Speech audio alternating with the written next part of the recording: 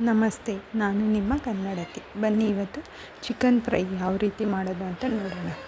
ಇಲ್ಲಿ ನಾನು ಒಂದು ಅರ್ಧ ಮುಕ್ಕಾಲು kg ಚಿಕನ್ ತೊಗೊಂಡಿದ್ದೀನಿ. ಇದಾದಮೇಲೆ ಒಗ್ಗರಣೆಗೆ ಈರುಳ್ಳಿ ಮತ್ತು ಒಂದು ಕ್ಯಾಪ್ಸಿಕಮ್ ತೊಗೊಂಡಿದ್ದೀನಿ.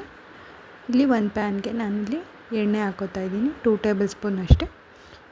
ಇಲ್ಲಿ ಎಣ್ಣೆ ಕಾದ್ಮೇಲೆ ಈರುಳ್ಳಿ ಹಾಕ್ಕೊಳ್ಳಿ. ಈರುಳ್ಳಿನ ಚೆನ್ನಾಗಿ ಫ್ರೈ ಮಾಡ್ಕೊಳ್ಳಿ. ನೋಡಿ, ಚೆನ್ನಾಗಿ ಫ್ರೈ ಆದಮೇಲೆ ಇಲ್ಲಿ ಕ್ಯಾಪ್ಸಿಕಮ್ನ ಹಾಕೋತಾ ಇದ್ದೀನಿ. ಕ್ಯಾಪ್ಸಿಕಮ್ ಹಾಕ್ಕೊಂಡು ಚೆನ್ನಾಗಿ ಫ್ರೈ ಮಾಡ್ಕೊಳ್ಳಿ.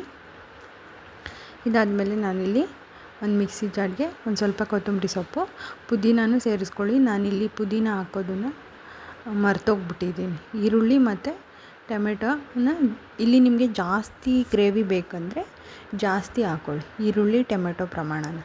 ಅದಾದಮೇಲೆ ಕೊತ್ತಂಬರಿ ಸೊಪ್ಪು, ಶುಂಠಿ ಬೆಳ್ಳುಳ್ಳಿ ಪೇಸ್ಟ್ ಹಾಕ್ಕೊಳ್ಳಿ.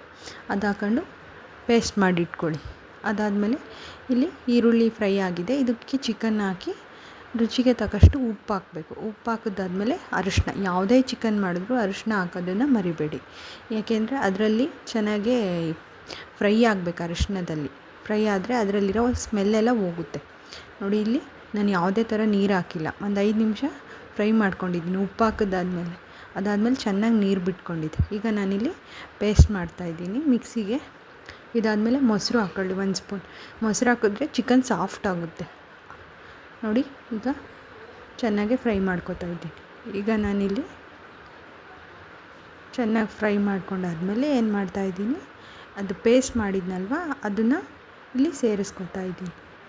ನೋಡಿ, ಚೆನ್ನಾಗಿ ಸೇರಿಸ್ಕೊಂಡು ಮಿಕ್ಸ್ ಮಾಡ್ಕೋಬೇಕು. ಮಿಕ್ಸ್ ಮಾಡಿದಾದಮೇಲೆ ಇಲ್ಲಿ ನಾನು ಎಲ್ಲ ಸ್ಪೈಸಸ್ನೂ ಸೇರಿಸ್ಕೊತೀನಿ. ಇವಾಗ ನಾನಿಲ್ಲಿ ಗರಂ ಮಸಾಲ, ಅದಾದಮೇಲೆ 1 ಟೇಬಲ್ ಸ್ಪೂನಷ್ಟು ಧನಿಯಾ ಪೌಡರ್, ಇದಾದಮೇಲೆ ಖಾರದ ಪುಡಿ, ಇದಾದಮೇಲೆ ಜೀರಾ ಪೌಡರ್, ಇದಾದಮೇಲೆ ಮೆಣಸಿನ ಪೌಡರ್, ಕಾಳು ಮೆಣಸಿನ ಪುಡಿ ಸೇರಿಸ್ಕೊಂಡು ಚೆನ್ನಾಗಿ ಮಿಕ್ಸ್ ಮಾಡ್ಕೊಳ್ಳಿ. ಮಿಕ್ಸ್ ಮಾಡಿಕೊಂಡು ಒಂದು 10 ನಿಮಿಷ ಚೆನ್ನಾಗಿ ಬೇಯಿಸ್ಕೊಂಬಿಟ್ರೆ, ಹೈ ಫ್ಲೇಮಲ್ಲಿ ಒಂದು 10 ನಿಮಿಷ ಬೇಯಿಸ್ಕೊಂಡ್ರೆ ನಿಮ್ಮ ಚಿಕನ್ ಫ್ರೈ ರೆಡಿ ಆಗೋಯಿತು. ನೋಡಿ ಯಾವ ಥರ. ಇದೇ ಥರ ಒಳ್ಳೊಳ್ಳೆ ವಿಡಿಯೋ ಬೇಕಂದರೆ ನಮ್ಮ ಚಾನಲನ್ನು ಸಬ್ಸ್ಕ್ರೈಬ್ ಮಾಡೋದನ್ನ ಮರಿಬೇಡಿ. ನೋಡಿ, ಈಗ ಯಾವ ಥರ ಎಣ್ಣೆ ಬಿಟ್ಕೊಂಡಿದೆ ನಮ್ಮ ಚಿಕನ್ ಫ್ರೈ. ನೋಡಿ, ಈಗ ಲಿಡ್ ಕ್ಲೋಸ್ ಮಾಡಿ ಒಂದು 10 ನಿಮಿಷ ಬೇಯಿಸ್ಕೊಳ್ಳಿ. ಇದಾದಮೇಲೆ ನೋಡಿ, ಇಲ್ಲಿ ಯಾವ ಥರ ಎಣ್ಣೆ ಬಿಟ್ಕೊಂಡಿದೆ. ನೋಡಿ, ಚೆನ್ನಾಗಿ ಬೆಂದೋಗಿದೆ. ನೋಡಿ, ತೀರಾ ತೆಳ್ಳಗೂ ಇರಬಾರ್ದು, ತೀರಾ ಗಟ್ಟಿಗೂ ಇರಬಾರ್ದು, ಒಂದು ಕನ್ಸಿಸ್ಟೆಂಟಾಗಿರ್ಬೇಕು. ಇಲ್ಲಿ ಲಾಸ್ಟಲ್ಲಿ ಒಂದು ನಿಂಬೆಹಣ್ಣು ಹಿಂಡ್ಕೊಂಡ್ರೆ chicken fry ready. Thank you for